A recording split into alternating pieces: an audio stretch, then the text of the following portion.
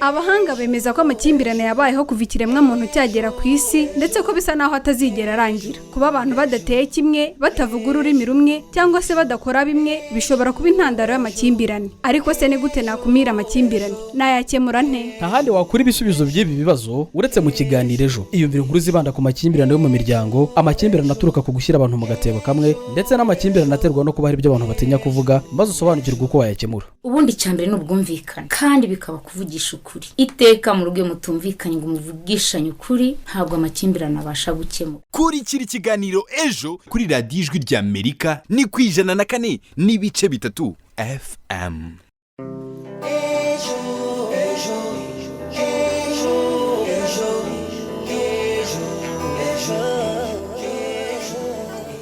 Ndagusuhuje kandi nkwifurije gukomeza kugira ibihe byiza. Wowe wahisemo kubana natwe ku murongo w'104 n'ibice 3 FM radiyo Ijwi ry'Amerika. Tugeze mu mwanya w'ikiganiro ejo mukunda muri benshi, mugitegurirwa kandi mukakigizwaho n'abanyamakuru b'umuryango Ejo Bivuye ko umuryango ukorera i Kigali mu Rwanda ukifashisha itangazamakuru mu kwimakaza umuco w'amahoro mu Rwanda no mu karere k'ibiyaga bigari. Ikiganiro cy'uyu munsi kiragaruka ku mibereho y'urubyiruko rwavuye mu bigo ngororamuco, aho mu Rwanda dufite ibigo bitatu nubwo hiyongeraho ibigo byigenga. Muri ibyo bigo bitatu hari ikigo cya Gitagata, ikigo cya Nyamagabe ndetse n'ikigo ngororamuco cya Iwawa, ari nacyo tuza kwibandaho mu kiganiro ejo. Tubibutse ko iki kiganiro kiri muri gahunda y'ibiganiro umuryango Ejo Bivuye ko uri kubagezaho bifitanye isano no guheza abantu kubera imyumvire. Roger Nigena ahagarariye iki kiganiro, ni mu gihe Mizero Crispé ari ku buhanga bw'ibyuma, naho nge muri studio Ndishimwe Honore. Ibitekerezo byawe bihawe ikaze mu kiganiro cya none. Twandikire cyangwa duhamagare kuri 07 28 02 82 32 cyangwa kuri 07 87 58 14 11. Iyi nimero wanayidusangaho kuri WhatsApp. Wanadusanga kandi ku zindi mbuga nkoranyambaga nka Facebook, Instagram, Twitter na YouTube. Wandika Ejo Youth Echo ahashakishirizwa maze ukadusangiza icyifuzo cyawe.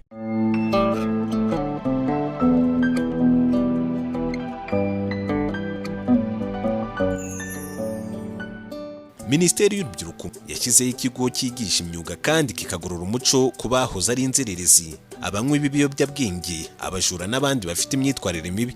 Icyo kigo ngororamuco cya Iwawa giherereye mu ntara y'Uburengerazuba, akarere ka Rutsiro, umurenge wa Boneza, akagari ka Bushaka. Kugeza ubu abarangwaga n'izo ngeso mbi bigishwa imirimo itandukanye ibafasha kwiteza imbere igihe baba batashye basubiye mu miryango yabo. Icyo kigo ngororamuco cya Iwawa gifite inshingano ebyiri z'ingenzi. Iya mbere ni ugufasha urwo rubyiruko kugaruka mu nzira nziza bakigishwa ibijyanye n'umuco. Iya kabiri ni ukurwigisha imyuga ibafasha kwiteza imbere igihe baba bavuye muri icyo kigo. Mu myuga y'ingenzi urwo rubyiruko rwiga harimo 3 ari y'ububaji, ubwubatsi n'ubudozi, hakiyongeraho ubuhinzi n'ubworozi bahuriyeho bose. Hari bamwe mu bagororewe mu kigo ngororamuco cya Iwawa bemeza ko bitewe n'imyuga bigirayo ituma bakora bakiteza imbere. Hakaba n'abandi batabyaza umusaruro ayo mahirwe, ibituma hari bamwe mu muryango nyarwanda batabagirira icyizere bakumva ko batahindutse, bityo ntibanayoboke ibikorwa bakora bishingiye kuri iyo myumvire. Munyaneza Theogene uzwi nka Theo ni umwe mu rubyiruko rwavuye mu kigo ngororamuco cya Iwawa. Aravuga ko kwikubitiro batabanje kugirirwa icyizere cyo guhinduka nyuma yo kuva mu kigo ngororamuco cya Iwawa. Cyakora ngo umwuga yize wo kubaza niwe akora kuri ubu kandi ngo bifite icyo bimugejejeho. Ni mu buhamya yasangije mugenzi wacu Rugamba Jonathan. Nitwa Munyaneza Theogene, bazi ku izina rya Theo. Hari abaduha amasomo menshi atandukanye, arabiga bijyanye n'ububaji, arabiga bijyanye no gusudira, ariko nge nize kubaza. Ese nyuma yo kuva Iwawa mwakiriwe mute mugitangira gukora? Ntabwo byari byoroshye muri quartier kuko ubona ko twa dufite isura itari nziza mu bantu muri societe. Rero kugira ngo twubake icyizere ko dushoboye byaragoranye, ndetse abantu kugira ngo twimwe ko dushobora gukora birabagora, bituma natwe biducanga mu gutangira, ariko nyuma byaje gukunda. Impamvu nuko akenshi abantu babazi ko tutahindutse cyangwa se tukiri babandi, ariko mu by'ukuri ntago ariko bimeze. Twarahindutse, twahawe amasomo, hari ibyo twagiye duhindura mu mikorere yacu. Uburara twaraburetse, rero benshi bazi ko tukiri abarara, tukiri iki, babona bazi ko umuntu ari umujura n'iki, ariko ubu ngubu kubera ko twahindutse abantu bagenda babyumva ariko biragorana akenshi no kubona akazi biratugora kuko umuntu azi ko utari seri ushobora kumwiba ugasanga nyine ni ikibazo ariko abantu bagenda babyumva iyo hashize iminsi batangiye kubona ko bikosoye biroroha tukabona akazi tugakora. Ese ntabwo byaba bishingiye kuba imyitwarire yanyu itarahindutse igatuma abantu bagikomeza kubabona muri iyo shusho ya kera? Hari bamwe muri bagenzi bacu badahinduka bigatuma wenda natwe tubigenderamo bamwe mu bahindutse biragorana cyane ugasanga nyine bamwe ntabwo bumva ko mwahindutse bitewe nuko bamwe muri twebwe badahinduka. Rero bikunda kubaho cyane ugasanga ntabwo bakwizeye abantu bazi ko ukiri wawe ukiri umunyamafuta ukiri umunyamakosa ukiri umujura ukiri iki ibiyobyabwenge ariko mu by'ukuri n'ubundi murabizi ko umunyarwanda yaravuze ngo abumwe gatukisha bose ntiyabura wa wundi udahinduka ariko twe bahindutse dufite icyizere ko tuzagumya guteza igihugu cyacu imbere. Ese mu buryo bw'imibereho ni nk'ibiki mu bifatika mushobora kuba mugezeho? Ubu ngubu turakora dufite akazi turakora nubwo wenda covid yabyivanzemo bikagorana ariko turakora nta kibazo. Mfite akazi ndakora nishyurira inzu ndarya ndanywa nta kibazo cy'ubuzima mfite rwose. Ndashima kuba baba barangishije nkakura umwuga ubu ngubu nkaba ndi umuntu uzi kubaza neza intebe byose. Numva rero mu by'ukuri ndashima ko hari icyo nakuye iwabo kandi ndakora bikagenda nta kibazo. Inama nagira urubyiruko rwavuye rero ni uguhinduka bagashyira mu bihugu byo bigiyeyo bakaza bagateza igihugu cyacu imbere tukakora tugakira. Ubuzima ntabwo bwarangiye dufite byinshi byo gukora cyane ko twarize byigishijwe byinshi. Numva rero inama nagira urubyiruko. Ese hari igitekerezo wifuza kudusangiza ku ngingo turi kuganiraho uyu munsi? Twandikire kuri 0728028232 cyangwa se kuri 0787581411. Iyi nimero wanayitwandikiraho kuri WhatsApp. Wanadusanga kandi ku zindi mbuga nkoranyambaga nka Facebook, Instagram, Twitter na YouTube. Wandikamo Ejo Youth Echo ahashakishirizwa maze ukadusangiza icyifuzo cyawe.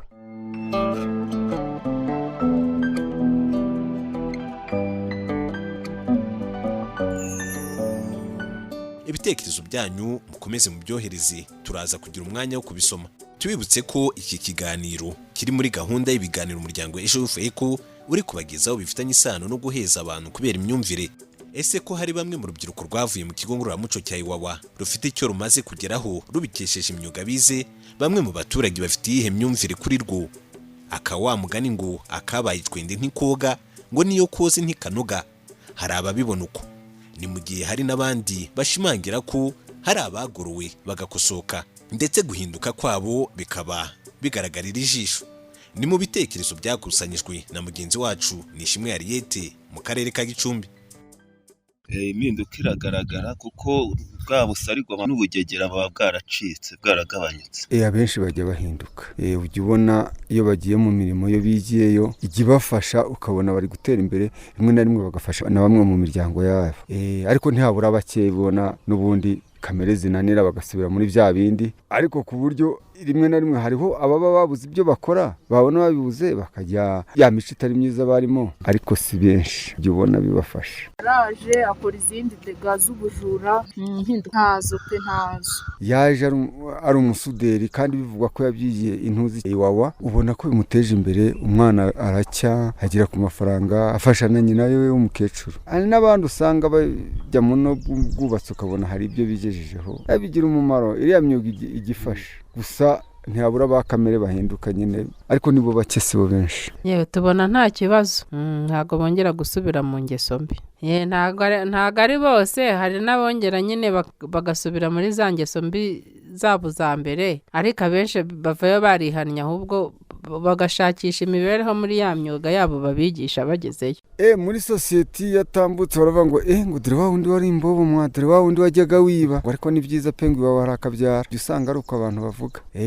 Abananiranye bo rero uretse ko batari benshi, ujya ubona bo niwe usanga bacira uwo mugani ngo kabaye ni koga dore aranzarana na nyasubiye muri bya bindi. Oya ku isoko biriya birangira vuba. Ku isoko iri ku murimo ukora ibyo abantu bakeneye kandi bashima, ibyo ntibabyibuka biba birangiye. Service yubaha ibyo kuvuga ngo baribuka ngo wahoze uri iki witwara nabi ibyo birarangira ahubwo ujya usanga bamuganiraho ati uteye imbere dore wari wishuba mu buzima bubi uri kubona ko wawa yaguteje imbere gishima wawe usanga ari utwo dutera imbere bababwira abantu bava iwawa tubona bagenda bahinduka kubera ko bagerayo ahari niba bashyira mu ihaniro ugasanga ingeso zimwe nyine mbi baraziretse ahubwo bavayo bazi n'imyuga yabagirira akamaro akenshi iyo baje tubona imico yabo yarahindutse tugenda tubamenyera buhoro buhoro ntago twongera kubikanga nka mbere kuva iwawa rero bibagirira akamaro.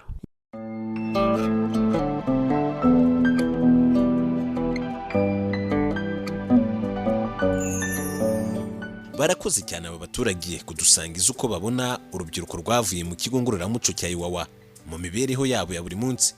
Tubibutse ko iki kiganiro kiri muri gahunda y'ibiganiro umuryango Ejo Rwavuye ko uri kubagezaho bifitanye isano no guheza abantu kubera imyumvire. Ese wowe ubona aho utuye ari iyihe ndorerwamo mureberamo urubyiruko rwavuye mu kigo ngororamuco cya Iwawa? Ese hari igitekerezo wifuza kudusangiza ku ngingo turi kuganiraho uyu munsi? Twandikire kuri 0728028232 cyangwa se kuri 0787581411. Iyi nimero wanayitwandikiraho kuri WhatsApp. Wanadusanga kandi ku zindi mbuga nkoranyambaga nka Facebook, Instagram, Twitter na YouTube. Wandikamo Ejo Youth Echo ahashakishirizwa maze ukadusangiza icyifuzo cyawe. Tubibutse ko iki kiganiro kiri muri gahunda y'ibiganiro umuryango Ejo Rwavuye ko uri kubagezaho bifitanye isano no guheza abantu kubera imyumvire. Reka twakire mugenzi wacu Uwikeza Kristera ku bitekerezo mwatanze kuri iyi ngingo. Bakunzi b'ikiganiro Ejo nanjye ndabasuhuje.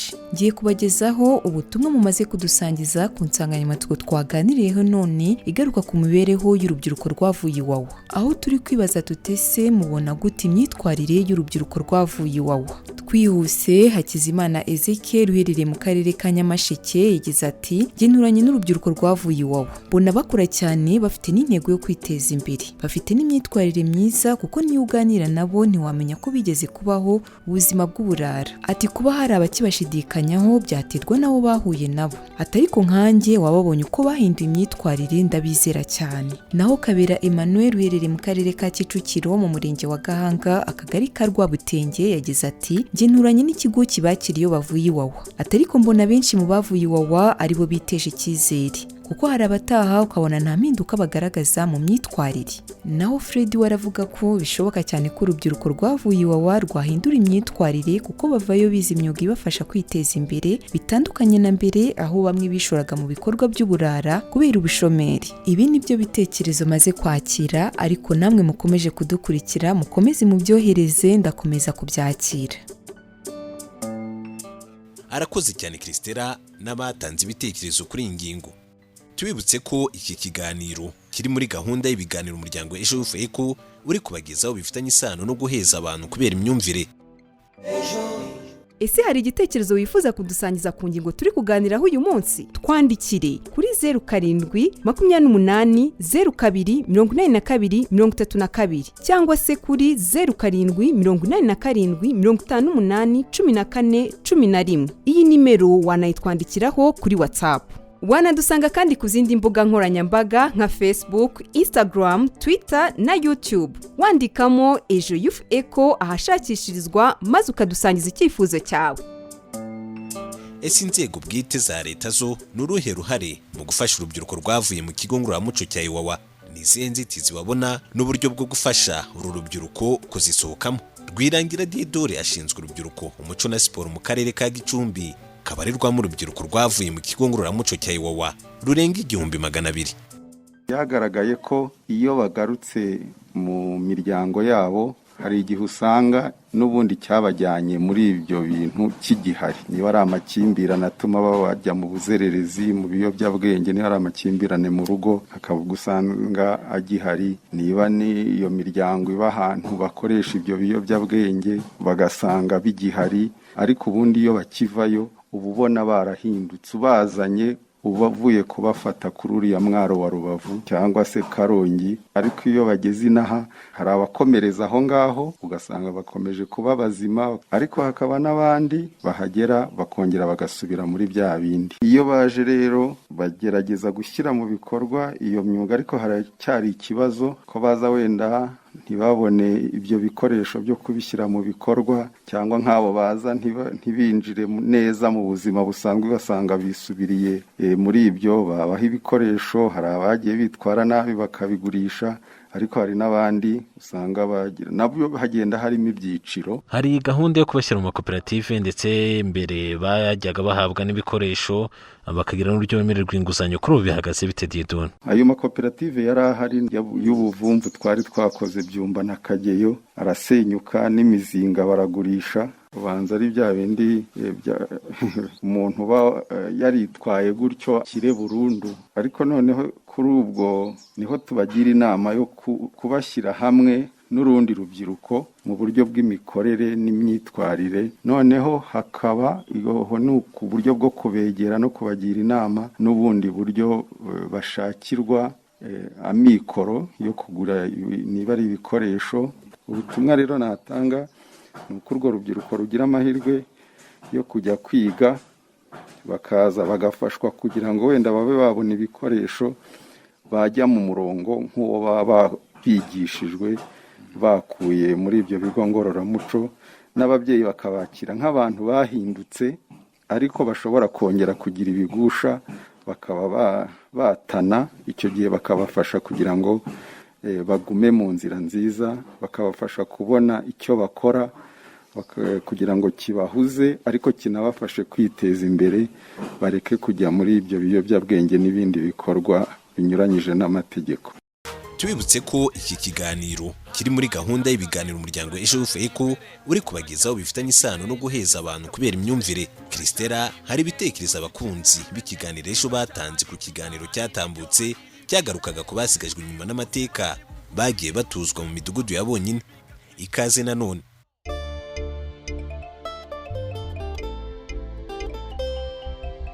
Bakunzi b'ikiganiro ngiye kubagezaho ubutumwa mwadusangije ku nsanganyamatsiko twaganiriyeho ubushize yagarukaga ku basigajwe inyuma n'amateka. Aho twibazaga tutese mubona kuba basigajwe inyuma n'amateka batuzwa mu midugudu ya bonyine bitaba zimwe mu mpamvu zituma batigira ku bandi ku byabateza imbere. Reka duhere kuri Byiringiro Emmanuel uherereye mu karere ka Kicukiro mu murenge wa Gatenga, aho yagize ati abasigajwe inyuma n'amateka kubatuza hamwe n'abandi byabafasha gukomeza guhindura imyumvire. Uyu ntiyatwibwiye gusa mu butumwa bwe yagize ati ikiganiro ku bijyanye n'abasigajwe inyuma n'amateka gikwiye kunyuzwa no ku yandi maradiyo, byatanga umusaruro mu gukomeza kubakorera ubuvugizi nk'abasigajwe inyuma n'amateka. Dukomeza Mugiraneza Emmanuel we yagize ati abasigajwe inyuma n'amateka ntibakwiriye gukomeza gutura mu midugudu ya bonyine kuko babona bagihejwe bakitinya. Etienne nawe yunze mu rya bagenzi be, aho yagize ati abasigajwe inyuma n'amateka ntibakwiye kubatuza bonyine, ntibakwigira ku bandi bibateza imbere. Dukomeza Simewo we yagize ati abasigajwe inyuma n'amateka ni nk'abandi banyarwanda, nta mpamvu yo gutuzwa bonyine ukwabo, bituma bumva bahejwe. Naho Munyaneza Jean Pierre we yagize ati abasigajwe inyuma n'amateka bajya batuzwa hamwe n'abandi banyarwanda byabafasha. Dukomereze kuri Emmanuel uherereye mu karere ka Gisagara mu murenge wa Gishubi, we yagize ati abasigajwe inyuma n'amateka ni ngombwa ko nabo biteza imbere. Naho Tuyisenge Fabien uherereye mu karere ka Muhanga mu murenge wa Rongi, we yagize ati abasigajwe inyuma n'amateka nta kibazo bagakwiriye kugira, ahubwo bagomba gukora cyane bakiteza imbere bagasabana n'abandi bakungurana ibitekerezo bibubaka. Reka mpinire ku butumwa bw'Uwase Ange uherereye mu karere ka Nyamagabe, aho yagize ati nkunda cyane ikiganiro Ejo. Ubutumwa bwa none mbuhiniye aha, tuzasubira ubutaha, ariko niba nawe udukurikiye hari ingingo wifuza ko twazaganiraho mu kiganiro Ejo wayidusangiza.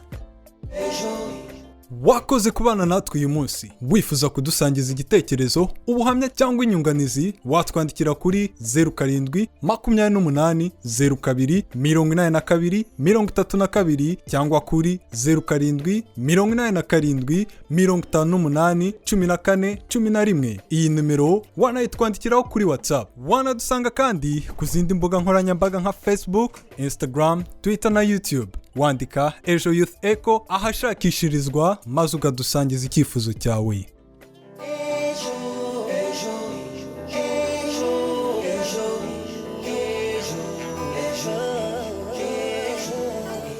Nshimiye urubyiruko rwavuye mu kigo Ngororamuco cya Iwawa rwagize uruhare muri iki kiganiro. Ibitekerezo by'abaturage batandukanye bo mu karere ka Gicumbi ndetse n'umuyobozi ushinzwe urubyiruko mu karere ka Gicumbi.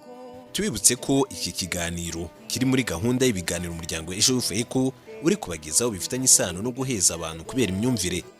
Ikiganiro Ejo cy'uyu munsi cyari gihagarariwe na Nigena Roger. Mizero Crispe yari ku bahanga by'ibyuma. Ngiye mwumvaga muri studio Ndishimye Honore. Mukomeze munogirwe na gahunda za Radio Ijwi ry'Amerika. Ikiganiro Ejo naho ubutaha.